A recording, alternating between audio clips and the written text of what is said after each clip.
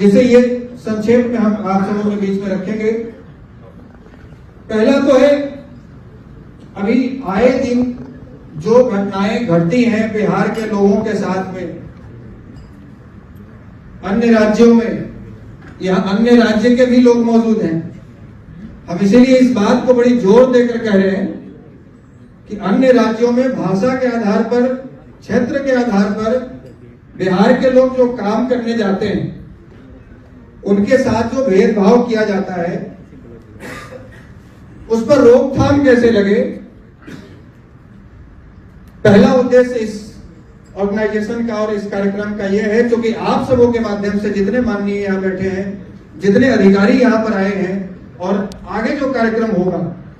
जिस कार्यक्रम की शुभारंभ की आज आप सबों के मुखारबिंद से और कर कमलों के द्वारा घोषणा की गई है, यह कार्यक्रम अगस्त महीने में होगा।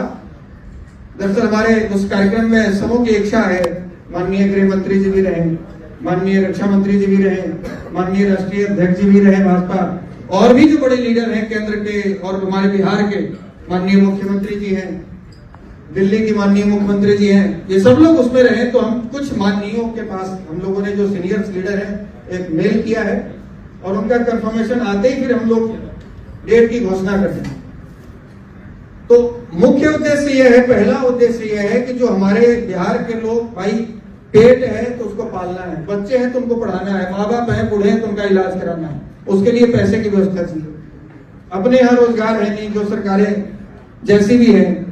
तो बाहरी राज्य में जो लोग रोजगार की तलाश में जाते हैं तो उनके साथ भेदभाव होता है, उस पर रोकथाम कैसे लगे, इस पर हम लोग रणनीति बनाएंगे। दूसरा है, बिहार के लोग दिल्ली के सफदरजंग और एम्स जैसे अस्पतालों में इलाज के लिए आते हैं, उन्हें जो लोग सक्षम है वो तो होटल और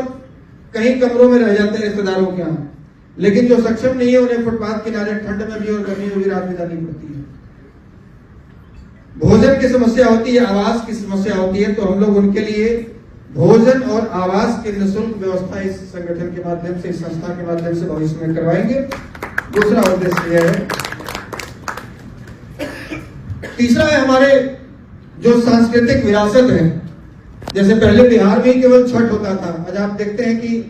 दिल्ली में भी होता है, बॉम्बे में भी होता है, हरियाणा में भी होता है, पंजाब में भी होता है, और जो लोग विदेशों में रहते हैं वहां भी छठ होता है। तो उसका और प्रचार प्रसार कैसे हो, इस पर भी हम लोग विचार विमर्श करेंगे। बिहार वासियों को एक मंच पर कैसे लाया जाए, युवा प्रतिभाओं को प्रोत्साहन कैसे मिले, रोजगार एवं उद्यमिता को बढ़ावा कैसे मिले, पलायन और भेदभाव जैसे मुद्दा जो कि हमने कहा, एकजुटता और गर्व की भावना पर का संचार हो, और राजनीति से परे सामाजिक समागम। इस तरह के उद्देश्य जो संक्षेप में हमने बताया है, क्योंकि मंत्री जी को, सांसद महोदय को अगले कार्यक्रम के लिए निकलना है, तो हम आग्रह करेंगे माननीय हरियाणा के मंत्री श्री गौरव गौतम जी से, कृपया आप मंच पर आए और दो शब्द यहाँ आए लोगों के बीच में रखें। बहुत बहुत आज इस